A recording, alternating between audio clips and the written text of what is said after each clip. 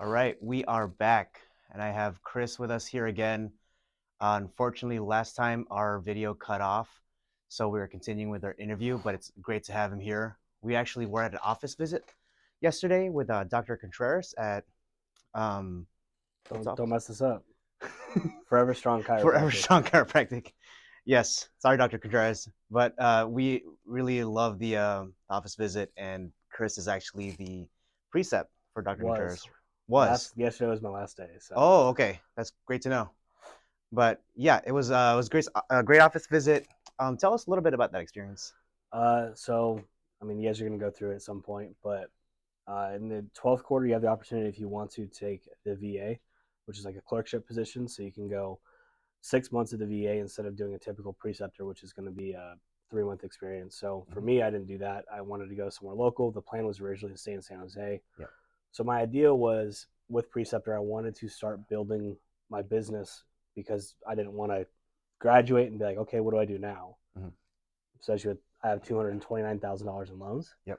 So that was the plan originally. I practice a very specific way, and he practices the exact same way that I do. Hmm. A little bit of manipulation, a little bit of hands-on stuff, but a lot of strength, a lot of rehab work. Yeah.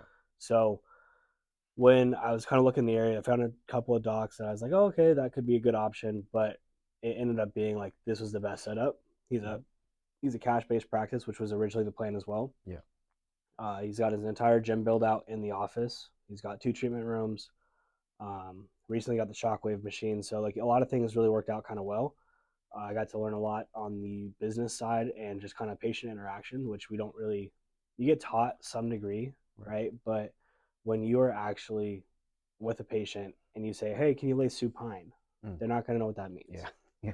I've said it myself where I'm like, You're go like, supine. huh? Sorry, face up. Um, a good way to kind of see how he interacts with patients and um, learn like the non-tangibles of business too, Hmm. like how he interacts and talks to people on a daily basis, how he approaches social media, how he approaches his marketing, Right. all those different things that you're not going to see really working at Palmer. Yeah. But yeah, so it's just kind of like a 3 month experience of working in the clinic, talking with him 3 months. I don't know if it might have been, how many weeks are we in right now? We are coming to week nine, eight. Week 9. Okay, Yeah. so 9 weeks then of Yeah. uh, or no, wow, that was fast. 9 weeks of basically every single day he's in the office, I'm in the office, Yeah. except for certain times. Just ended up being that I was in there 3 days a week because he teaches here Hmm. Wednesdays and Fridays. Right. Wednesdays I work at a undisclosed tech corporation in Mm. Cupertino, um, just doing soft tissue stuff. So the patients he saw on Wednesday mornings before he'd come here, I couldn't go and shadow. But other than that, it was great. I got some hands-on stuff. I got to do shockwave on people. I got to adjust some people. I Yeah. got to do intakes and exams and things like that. So it was a good experience for sure. Definitely a lot of stuff that I picked up that I'm gonna carry on as I go. So Great. Great. Last time we talked, you were entertaining some job offers. Is there any and updates on that? accepted. Yeah. Nice. So I got a job offer from 2 different people, one in Rockland and one in Nevada City. Yeah. I am accepting the one in Nevada City. Oh We're wow. already in the works. I have a call with them later to kind of start the operations on that. Yeah. Um, but I'd say this is something I talked with Dr. Contreras about a bunch this past week or two is like Hmm. job offers and how those kind of work. And uh, a lot of my class seems to be very happy with the preceptors they have, so they didn't Mm. want to go out and entertain other offers, which Mm. I think is a big mistake. Yeah. Like even if I was planning on staying here, I had a job potential with Right. Dr. Contreras. Right. I was still going to go and try to interview with at least 3 other clinics because I want to make sure I have the best offer that works for me. Hmm. I don't want to just get stuck with the only job offer that's been given to me. Mm. So when I had made the decision, okay, I think we're going to move, let me look elsewhere, I immediately started kind of talking to people in the area. I talked Yeah. to alumni just to try to figure out who's good in the area, how they treat. Right. Is this something I can vibe with? So I did that whole process. Came to Nevada City, one in Folsom, and one in Rockland. The one Mm. in Folsom wasn't hiring. He's actually the preceptor doc for one of my classmates. Mm. He has 2 clinics though, so I was hoping to work more towards his Folsom area. Hmm. She's in his Sacramento location, Yeah. and congrats to her because she's also getting a job offer from him. I don't Hey. know the details Good. on that, but um, met some cool people by doing that for sure. I have a network now that I can Hmm. refer to if I need to. That's out of the area that I'm going to be in, but the best offer for me and my wife was the one up in Nevada City. So Okay. yeah, And definitely that's excited is for that that. more like a factor of closer to home, closer to It's actually family, farther from location? home, but cost of living is much cheaper. Okay. So San Jose, I think I looked it up yesterday. It's like the median income for a family is 120,000 or something like that Yeah. for San Jose. Currently the most expensive city. Yeah, most expensive city in the country to live Yeah. on average. But in Nevada City, the median income is a 52,000 for a family. Okay. And Yeah. my offer, which I don't care, I can share numbers. It's Yeah. $7,500 for a base monthly, Uh-huh. with a option for quarterly bonuses, averaging a certain patient volume per week. Okay. Good. And so I can make up to 110,000, but Yeah. 7,500 a month is a $90,000 base salary, which is already almost twice that of the entire family income Yeah. for that area. So doing fairly well. I'm looking forward to that for sure because it's going to take all the financial stress off the Hmm. equation. I'm going to be able to actually afford to have a house I can live in, and Yeah. we have a dog and two cats. Like we need more space. Right. Right. So yeah, We were talking to Dr. Contreras. He also has a background in personal training, and for him, it was, I guess he was at an advantage where he was able to kind of move his personal training clients into chiropractic patients. Now, you coming into a new area, is that going to be somewhat of a challenge? Like you have the background, you have the clientele, but it's going to be like a completely far away area. yeah. So it's a little different, right? I have my online training business that I run, and that's all virtual. So I don't have to do anything in person. I have one person that I train currently, like in his garage. Yeah. Um, he's a spine surgeon, so I was going to be a very good contact to Oh, have if I was nice. staying in the Yeah. area. But he's not. He actually has some family out where I'm moving towards, Oh, nice. because he's from that area as well. Okay. So that's kind of nice to be able to leverage that to some degree if I'm going to be able to. But as far as like procuring patients goes, when I go out there, I'm not going to know anybody. I've Hmm. met the GM of a local gym. I've met one of the sales guys at that gym Hmm. as well. So they know who I am. I interact with them to some degree on Facebook and Instagram, a fair amount. But my plan, which I approached the doctor with as I, had my interview, was I want to Hmm. start infiltrating gyms in the area. Hmm. Me being a trainer, we kind of talked about last time, Yeah. is when I was a trainer, I blew up a practice in Santa Rosa to the point where he had a 3-week waiting list Oh, nice. just off of my referrals Yeah. alone. And so I was like, if one person as a trainer can do that, Yeah. what can a whole team of trainers do? But then I also know as a trainer, you don't make a ton of money. Hmm. It's hard to. You don't have a lot of money to spend on continuing education. Yeah. And that's one of the issues that I ran into, which is we talked about last time why Yeah. I kind of ended up in this route, was trying to find better education. You kind of maxed out that Yeah, area of exactly. So like expertise. I was pulling in $40,000 after tax, Yeah. basically working between 10 to 13 hour shifts a lot of the times, Yeah. and with rent, gas, everything else, like Hmm. you don't really have much more to spend on additional things that like Right. certifications and things like that. So, um, one of the things I wanted to do was be able to give back to the training community, knowing that they struggle with that to begin with. Hmm. So being able to offer free education to them, being able to give them, tangible stuff that they can take to their patients or their clients, Yeah. but also that by me training them, I have somebody I can now count on giving people Right. to that I do not worry about, because Right. that's the other issue. Is a lot of trainers don't have the same background that Hmm. myself or Dr. Contreras has, Hmm. of where we actually dealt with real like life, almost like patients when we were trainers. Yeah. We did a lot of rehab. A lot of trainers don't do that. So if you don't have the experience with that, I'm not going to just give you somebody. Let's say Hmm. somebody's got like, I don't know, spinal fusion surgery, right? Hmm. That's something you need to be aware of when you're training them, because you need to know what they can and can't do. Right. If I give that to just Joe Schmo, random trainer, and they're like, okay, we're going to do some burpees, we're going to do this and that. Like this person just recently came out of surgery Yeah. and like they're just now kind of getting back to moving again. Hmm. I'm not going to want to give that person to that trainer. But by me creating this network of people helping build their development Yeah. and helping their education, I can create people that I can then refer to with no issue, Right. right? So it makes it my job easier. We will have some rehab trainers in the office. So basically, the structure of the treatment is they'll come with me for like 15 minutes or so. Hmm.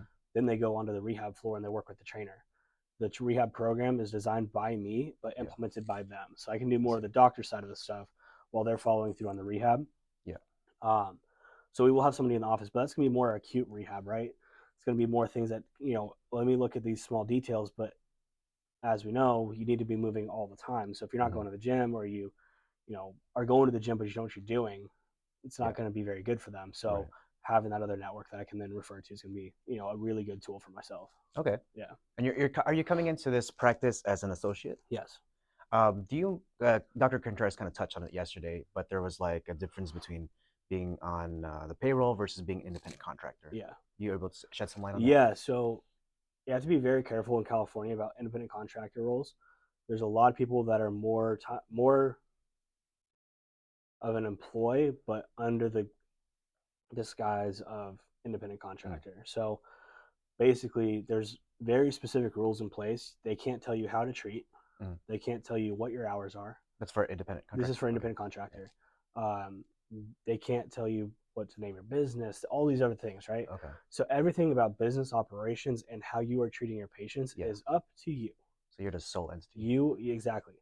You are just a business within a larger scale business, Okay. right? So if I was an independent contractor with Dr. Contreras, which was originally the plan, Hmm. I would be having my own business license. I would be having all these other things, right? Hmm. And he only can charge me the amount that we agreed to on a monthly basis. Okay. And that's basically all that can happen. All right, so are you essentially renting a space out in his office? It's basically what it is. Okay. Yeah. A lot of people end up in these scenarios where they're, renting a room. Hmm. They say they're independent contractors, but then they're sharing them out of collections. They get Hmm. sent patients from that person. Hmm. That's not an independent contractor, at least in California. Hmm. Um, so if you are looking at that role, you definitely want to be careful. Don't be afraid to hire a lawyer Hmm. to look over the documents. Yeah. That's part of like the NCMIC, like the malpractice insurance. They have people that you can talk to, Right. talk to the docs that you're precepting with. They'll have people that you can refer to.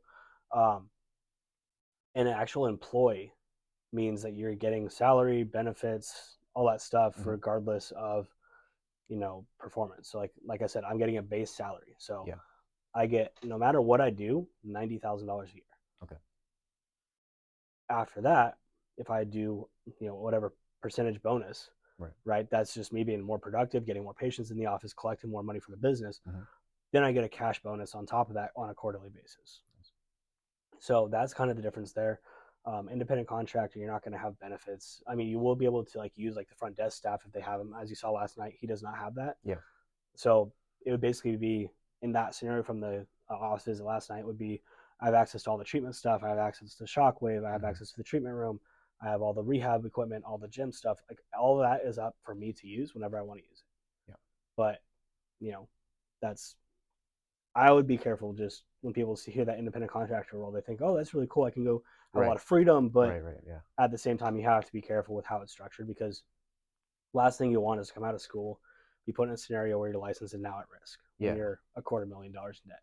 Yeah. So that's my big piece of advice for everybody is know your contracts. And you'll get all this with Dr. Betty and uh, ethics and jurisprudence, Okay. one of the classes, I think it's 11th quarter. Okay.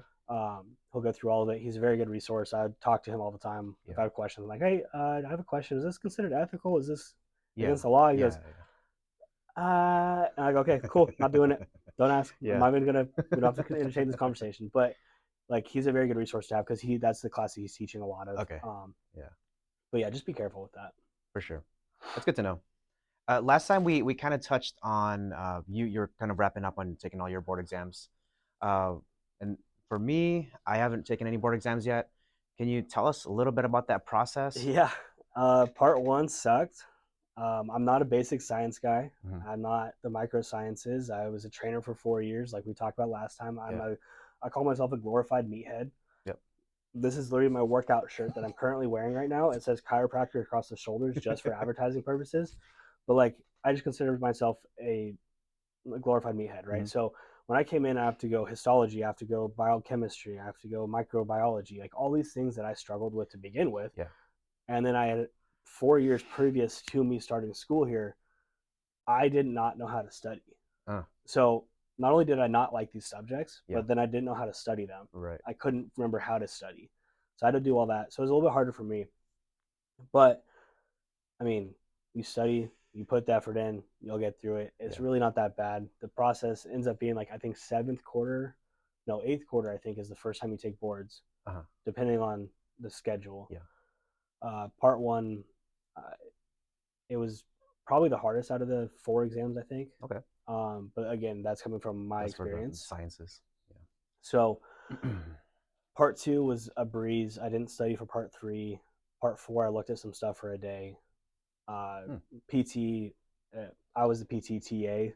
so I didn't really study that at all either. I took the Yeah. entire test in 9 minutes actually, which Oh, was no. the guys were freaking out because they're like, it says on the screen, raise your hand when you're done, like call a person over. So Yeah. they come over and they're like, hey, what do you need? I was like, I'm done. They're like, okay, you can take a little break and then go back outside. No, no, no, I'm done with the test. And they're like, what? Uh, And the guy literally opened the door and goes, this guy's fucking crazy.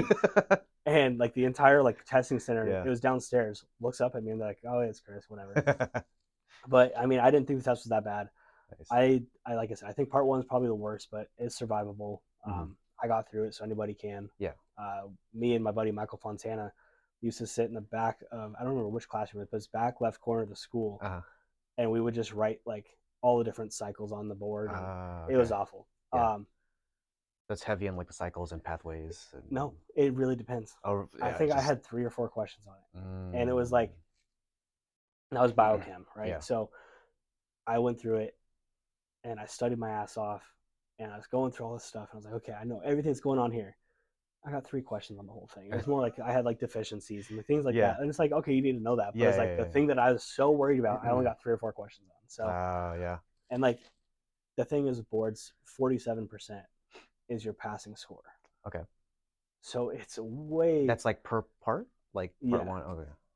way easier than everybody thinks about it. It's like, Okay. oh, I have to get this after you do this. I'm like, what if I don't get a 70%? I'm doing I Super Learn, which is like one of the training Yeah. programs you can do. It's Yeah. saying I'm getting like 40%, or I'm getting 80%. It says I'm still failing. I was like, yeah, you need a 47% to pass. Yeah. So That's not that it's really not that bad. I think my micro score is pretty close to there, but bad. you know, It's just a nerve-wracking experience. Yeah. yeah. I mean, I'm not somebody that gets freaked out by tests. Like I actually had fun during part 4, which Oh, okay. call me a psychopath, Yeah. whatever. But I was like kind of just bouncing and dancing between stations, and as one of the people that was proctoring the exam was just kept looking at me and just kept laughing. But I had fun. I went in. You have to interview people and like Yeah. try to get histories and pull out diagnoses and things. So it's going through the whole process. I had a good time with it. But Okay. um, I think if you study, you actually work hard during school, which is like the biggest piece. If you get to part 4 and you don't know how to pass already, Uh-huh. I don't think that you should be allowed to pass, Okay. because if you're getting to the point where, and like you need a refresher for sure, Yeah. but if you haven't memorized the orthopedic and neurological exams, all these Yeah. things that you're doing in part 4, you do not deserve to be in practice. So that's like our CCEP Exactly. material. Okay. Yeah. So we have in fifth quarter, you guys are fourth quarter, fifth quarter? Fourth. Fourth. Yeah. Okay. So in fifth quarter, we have the CCP exams, right? Mm-hmm. That's your first experience. Mm-hmm. Then in eighth quarter, you have similar, right? You have every single week, there's another test. Okay. Then in 11th quarter, you have the OSCE exam, which is basically mimicking part 4 exams. Mm. So they do a good job about prepping you for part 4. Yeah. Like it was a breeze. So just study now, do the work now, and then you won't have to worry when you're later on. Like Got it. I wasn't stressed at all during part 4. I was anxious to get it done, Yeah. but I wasn't worried about the exams. I think I missed up on 2 things. Like Yeah. it wasn't too bad. So Okay. At this point, do you have everything you need to get done to get your DC piece of almost, paper? yeah. So technically we have to pass part 4, Uh-huh. but and technically I'm a doctor as of Friday next week. Mm. I think 3 days after that is when part 4 scores come in. Okay. Once those come in, the boards gets notified. Yeah. Then they send me a letter because Right. snail mail is great. Yeah. Exactly. I get a letter to then schedule my law and ethics exam, Ah. and that once that is done, Yeah. everything is submitted. You have to do an application. You have to get your fingerprints done. All this fun stuff. Yeah. After all that's submitted, then you have to wait to then That's, hopefully get your scores through and pass and everything else. yeah. And then between 6 weeks and 4 months is what I've heard Jeez. is when you can get your license after that's all done. Okay. So, yeah, it's a process, but fingers crossed it Yeah. goes smoothly, but we will see. Coming out of Palmer, you're in this phase where you're about to start a new career, your chiropractic career. What do you feel like like the lessons you learned, or what are you going to take from Palmer into your chiropractic career? I had a lot of disdain for Palmer throughout the program. I still do. Mm, I think that there's a lot of things that are not done well, you know. But the thing is, school is not meant to make us good chiropractors, which is mm. unfortunate to say, but that's the reality of it. I've heard it's like more to just get you to It's to passports. get us to pass boards. Yeah. That's a whole different conversation. If you want to have a good Mm-hmm. conversation about that with somebody, Mm-hmm. Dr. Nook is the one to talk to. Okay. I've had a lot of conversations just one on one with him about boards, and let's just say I think that board should not be a thing. I think that Yeah. school should be the one responsible for licensing Uh, because they see throughout the entire program, they know how you're doing. yeah. Some random chiropractor who treats in a Gonstead method thinks you rotated a little bit too much on your cervical adjustment that you Mm-hmm. demonstrate, Mm-hmm. then you fail that portion Yeah. because of methodology rather than practicality, right? Right. So, um, the thing for me, like I said, when I had to redo the whole learning how to learn and remember how to study and do all these things, I really put the time in. Mm-hmm. So something I know about myself is I'm disciplined. Mm-hmm. Been a trainer for, let's see, almost 8 years now. As a 14-year competitive athlete, like, Yeah. so I know that I can grind. Right. I would get here at 6 a.m. I would be here until 7:30 p.m. That was about 2 years of my schooling here. Yeah. So I'm not afraid of putting the time and effort in, and that's one of the things that I realized about myself is like, whatever. Like I was at Contreras' office yesterday from 10 a.m. until 8 o'clock or whatever time it was that we left last night. Yeah. We had multiple days too where we 9 a.m. to 7:30 p.m. Like Mm. just randomly depending on the patient day and how that it's going. I can just go, and then I Right. can turn it off when I need to. So it's less about kind of what I took from Palmer, but more about what the experience at Palmer kind of showed me about myself. Mm-hmm. I think I could say. Yeah. Um, Definitely had tons of good interactions. Dr. Nook's a godsend of a human being. Yeah. Dr. Suzo is amazing to learn from. We have a bunch of really good professors here Oh too. yeah. Yeah. So I'm Definitely. not saying that the program sucks, but um, I think that there's definitely holes in every education, Right. right? Right. And I think it's more of a responsibility of ourselves now to make up for those holes. Mm. We know that the system's going to do what the system's going to do. Yeah. And so I think it's okay, rather than trying to change the system, let me just make myself better. Mm-hmm. And by doing so, like you doing this, you're making everybody around you better too. And like Yeah. that's been the big thing for me, why I've been involved in like the PSAF community, even after it's been like a year and a half now since Yeah. I was in charge of PSAF, Yeah. but I'm still at every office visit, Mm-hmm. right? So I think about if I can be better for me, I can become better. People talk to me, I have conversations. Yeah. Maybe they'll learn something through that conversation that they're having with me, or they see how I do something a little bit differently. Yeah. Maybe that helps them out. And like, I think that's kind of the big thing is like was like a rising tide raises all ships, right? So Mm-hmm. that's Mm-hmm. that's kind of like how I approach things now is Right. like let me do the best that I can do and in that process help other people, kind of help them become better, and then they do the same thing for others. So I see. On that note, I mean, outside of school life now, what's your plan to growing as a chiropractor? so I had a conversation with alumni 2 days ago. She just got her CCSP, Okay. which is the Certified Chiropractic Sports Physician. Yeah. Um, that got the details on how much it costs and the time frame on that and everything else. Involved in some beta testing here. I talk about with a continuing education course Yeah. coming this new year. Uh, I think so. I don't know if you guys talked to Marv much when he was here. He was very quiet and We were kind of like coming in while he was on his way out. So exactly, and like I'm sure you've seen him on social media. I tag him yeah. all the time, Yeah. but uh, he's somebody that I kind of listen to a lot, and he started this performance chiropractic, Mm-hmm. like how he described how they do chiropractic down there. Yeah. And he's told me, he's like, I think that you should just run with this, like run with this title, see what Mm-hmm. you can do, what you can do with it. Because it's not really something that's been in the field a lot. Right. People always talk about sports chiropractors, but Right. it's Right. like, Yeah. I don't only treat athletes, Right. right? Right. It's a distinction to My be made. style does go towards more athletic populations, Yeah. but what about 50-year-old grandma or 60-year-old grandma that wants to get better? Yeah. She wants to work out. She wants to go maybe do a triathlon. Right. That's performance, right? So do I want to go and just give her geriatric style care, or do Mm-hmm. I want to get her performing for that triathlon, right? Mm-hmm. So um, I think that's kind of the niche that I'm going to be driving into is going to be more performance based stuff, whether Yeah. it's in the gym or running or mountain biking, where I'm going to have a lot of like Right. high intensity like cardio athletes, right? Yeah. So there'll be a lot of that. Uh, I don't want to get involved with babies or pregnancies Yeah. or babies are little meat sacks that I would pop. Like that's how I see it. People are always like, that's an awful thing to say. It's like, but think about it. Like you've seen how I treat. Yeah. I've been in rehab for so many years. There's no reason for me to go down the family route now, right? Yeah. And people are like, well, what about when you want to have a family? I'm like, well, then I'll refer them Right. to somebody who does that. Right. Yeah. I'm not the person for it. I don't think that we should really be treating family anyway. That's another ethical dilemma that happens, and we talk about later on in the program. But like, yeah, if like wife's at home, she's like, my neck is fucked right now. Like, I'm not gonna be like, okay, go see somebody. Then 2 weeks later, yes, I'll help. But at the same time, it's like I'm not gonna be the one managing the patient case, right? I want to be completely objective when I'm approaching a case. I don't want to have any emotional, involvement in it. Yeah. Because that changes how we approach it. Okay. Dr. Skalski is another one that you'll learn a lot from, but he talked about specifically. There's the radiology like Facebook page that you can go for chiropractors. Students, I recommend kind of joining that. It's a good learning experience. A lot of content on there catered towards like, hey, what do you guys see in this case? And they'll come with a report afterwards, right? Okay. There's one time on there somebody posted this like, oh, this is my sister's X-rays. What do you guys see? The radiologist cleared it, but do you see anything? Yeah. And he made a post on the page because he's pretty well known in the field. He's like, why do you guys keep posting your personal cases in here after they've already been read off?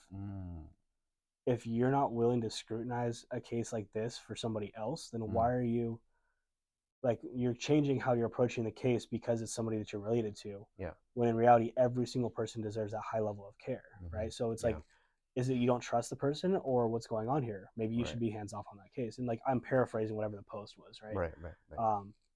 That's a good point. But I think it's important that we do that. Yeah.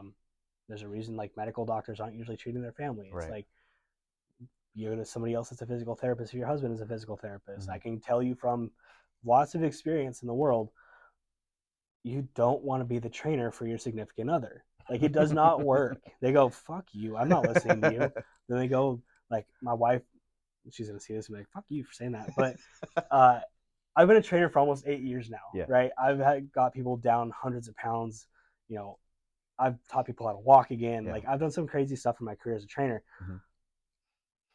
So I would write her a program, she wouldn't do it. And this is every girlfriend I've ever had too. So write them a program, they don't do it. Write them a program, they don't do it. They go, I want to get back to the gym. Okay, cool. You need to buy a trainer. Like go get a trainer. No, you write me something. Okay, fine, but you have to do it this time. All right, I will. Write a program. They don't do it. So eventually my wife just downloaded this app and she paid, $15 a month or whatever for it. And it's just like some virtual coaching app. And like I would look at it just to see the programming and like, this is shit programming. This is awful. Like it's just generic. It's not what she needs. Yeah. It doesn't talk about the nuances of these exercises or like, hey, your body's different than this person's body. Maybe you should squat differently, right? But I was like, you do it. Consistency is better than nothing, right? So, that's one of those things. I don't even, what were we just talking about? Why did I go on that rant? I don't know. I liked it though. I enjoyed it. That's what happens. I get triggered by something. Just, boom. Oh yeah, not treating family. Same thing. Okay. Yeah. So, same thing with the trainer. It's like we want to be a completely objective. We don't want to have emotions involved. Yeah. If you're treating your wife or significant other, whoever, they're gonna tell you to go fuck yourself. They're not gonna actually do what you want them to do. You're gonna be at home. They're like, oh, like, hey, you do that rehab exercise? No, I'm busy. Fuck off. Like that's what's gonna happen. Right.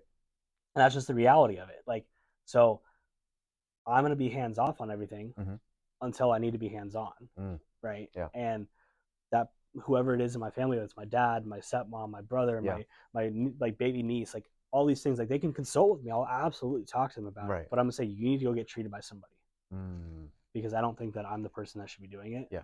In that case, unless it's like a last, worst case scenario, I need to do something right then and there that I can. But yeah. Cool. We didn't get this last time. I know you answered it, but I'd like to ask it again. Yes. What is chiropractic to you? Make shit move that doesn't move. Make stuff not move that's moving too much.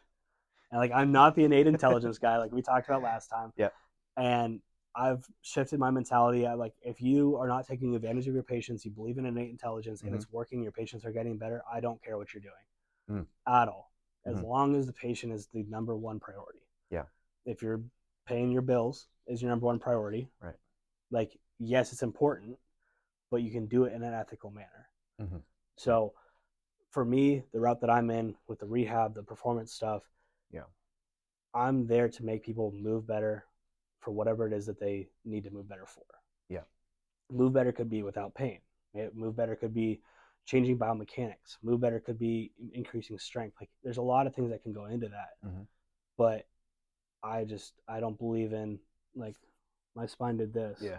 Well, if it did that, you probably tore through your spinal cord. But we'll just ignore that right now. But I think chiropractic should be more about empowering patients to do better with themselves and have an idea that they can actually change the outcome for themselves. Hmm. And I think Yeah. that's kind of more the world that I'm in is by showing people and exposing people, just like Dr. Contreras was talking about yesterday, is exposing Right. like somebody that they can actually be strong. Yeah.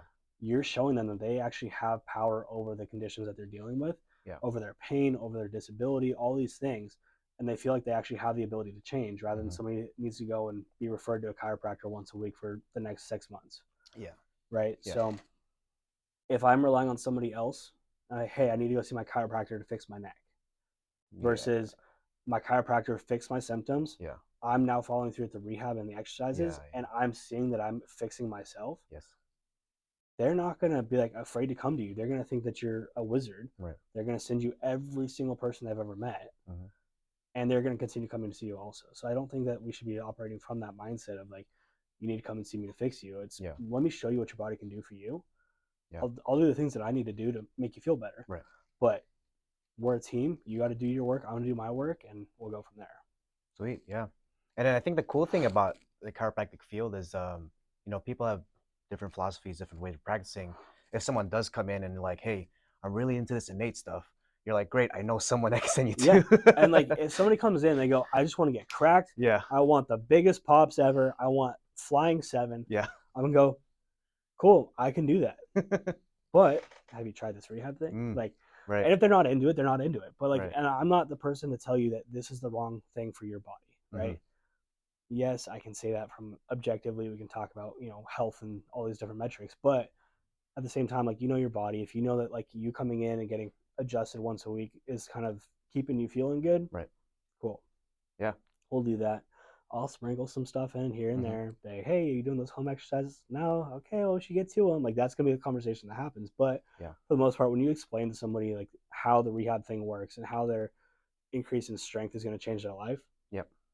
they see that start happening. They bought in themselves. Yeah. And this is that sales thing we talked about last Yeah. time, too. But I think that it's more about having open and honest conversations with people. Yeah.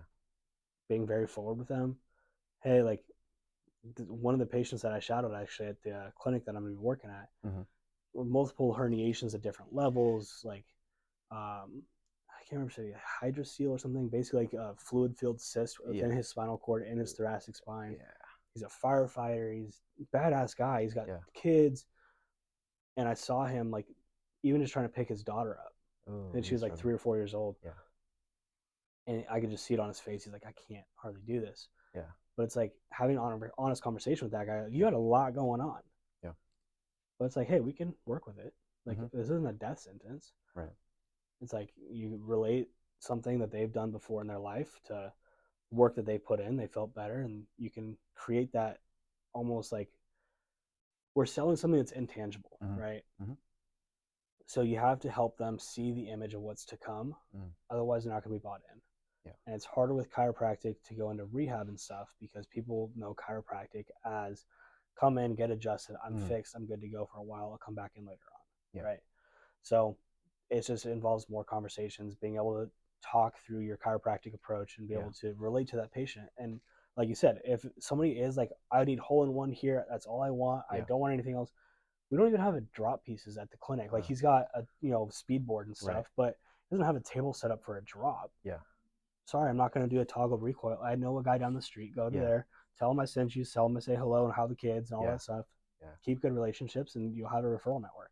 Yeah. Yeah. I think that's a really important piece of the puzzle, to have people and connections to either send patients out to or they send patients to you. Yeah, I mean, one of the offers that I was trying to get at the Folsom clinic I mentioned, he's like, hey, regardless of like what position you end up taking, because he wasn't hiring at that point for me, Like, I got a potential option here down the line, but I know you got to get a job and all this other stuff. He's Mm-hmm. like, but if you take a job somewhere else, like, let's stay in touch. I want somebody I can refer to up there. Yeah. I'm sure you want somebody you can refer to down here. Yeah. Like, both good businesses. So that was the cool thing, was like, this guy's been in practice for probably almost 8 years now, Mm-hmm. and he meets me who's coming fresh out of school, and he already Mm-hmm. wants to refer to me and be able to have a good beneficial relationship. So it's Right. like, it is really important, and he does the same style treatment that we are. Yeah. So it's like, you don't have to be completely competitive with every other person in the market. Right. There's how many people in America alone, like 330 Yeah. million people. Yeah. How many do chiro? It's like 19%, I don't even think it's that. maybe less. But like, I had never been to a chiro more than 3 times before I came to chiropractic Yeah. school. My family has never been to chiropractors. Huh. I have not adjusted anybody in my family, um, ever. But that's the thing, is like, when we kind of move into these new worlds, it's like, Yeah. me being the first person to ever be a chiro in my family. My Mm-hmm. grandpa was an MD. He'd be rolling over in his grave right now if he knew I was about to get my DC. Yeah. Like, my dad's a psychologist, so we make a joke that it's my grandpa was the first doctor, and then 2 generations of fake doctors afterwards. But you have to be open and honest, have these conversations, even interacting with people who don't believe in chiropractic at all. Like, the Yeah. surgeon that I train currently, they don't go to a chiropractor. They think it's kind of wacky. Mm-hmm. But then they see how I train, they're like, oh, okay, like, if I needed somebody, I'd probably go see somebody like you, because Right. I'm more of the Western medical approach. Right. But Right. Yeah. yeah, I think networks is probably one of the biggest things you could do while you're in school. There's this guy, Jordan Harbinger. Mm-hmm. Are you a part of Yeah. that podcast group that I've set up? Yes, and I've also like listened to some of his podcasts outside of Yeah, so school. So I refer to him a lot, but yeah. he's got a course called 6 Minute Networking. Mm-hmm. The idea is creating network from people you already know. Okay. Refreshing connections, checking in with people. How are they doing? What are they doing now? Hey, Yeah. I just want to see what's up with you. I haven't talked to you in 10 years. Like, Mm-hmm. where are you now? Where are you in life? Like, I have a buddy that I used to hang out with, like, in middle school and before. Yeah. I think he lives in Auburn, which is 20 minutes, 30 minutes from where I'm going to be working. I'm probably going to nice. hit him up when I'm in Yeah. town. Be like, hey, what's up? Where are you at? Yeah. So I would recommend that. It's a free course. Okay. There's a just this is how my brain works, random tangents, but so 6 Minute Networking, that's a good course to take. There's a book called $100 Million Offers by Mm-hmm. Alex Hormozy. It's one I'm reading currently. It's about creating the offer. So Yeah. what are you going to price yourself at? How's that going to work? How are you going to market it? Things like that. So Yeah. things I've been reading, I've been trying to implement myself. Okay. I'm currently in a business coaching group with a chiropractor on the East Coast. We're a couple weeks in. I'm trying to catch up right now because we always had patients during the time that he'd do the call. But Yeah. it's been good. I've been picking up pieces here and there. So like, there's tons of information out there, I think, for everybody. And like, it's more a matter of just, when people say I don't know what to do next, it's not because they don't know what to do. It's they're just not putting the effort into Right. trying to figure out what the next step should be. Yeah. Because planning is the whole thing. Yeah. So. Yeah. I mean, I appreciate you coming in for a second time. Of course. And I believe we got that whole thing. I hope we got Fingers the whole crossed. thing. But let us know, because we didn't get this last time, but let us know where we could find you, social media presence. Yeah. Anything. Everything's at Free Willy Fitness, my website, Mm-hmm. Instagram, TikTok, kind of. I don't really know how to use that platform. I'm also starting my chiropractic page. It's currently C_W_ not a chiro yet. Yeah. Because we can't be a chiro. Soon it will be chiro. Yep. So that'll be changing soon. But yeah, Free Willy Fitness is probably the best way to reach me, and DMs. The info's on my website. If you want to call me or text me, whatever, do that. Yeah. But yeah, I think that's everything. Yeah, it's talk school, finance, personal training. Chris has it all. Random shit. We go on weird tangents sometimes. Yeah. Currently listening to Neil deGrasse Tyson on a podcast. I'm nerding out super hard. I was like, maybe I should buy his like astrophysics for dummies or something like that. Yeah. He has a book like that. Yeah. Like, maybe I should start buying that. Like, get into that. I was like, no, stop. Too many things at once. But yeah, feel free to reach out with anything, any questions, chiropractic, training related, whatever. All right. Thanks again, everyone. We'll see you next time.